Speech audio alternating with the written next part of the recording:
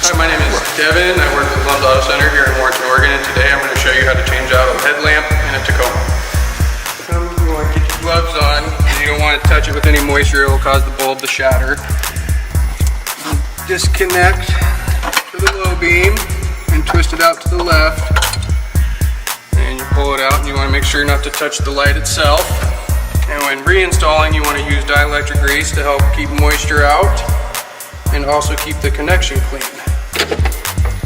And to install, you'll just put it right back in, find its locks, twist it down, and plug the connector back on. And then for the high beam, you do the same thing. It's just located over to the left of it. Disconnect, twist out, and do the dielectric grease again. You only need a little bit. And twist it back in, connect it back, and then you can test to make sure they're working.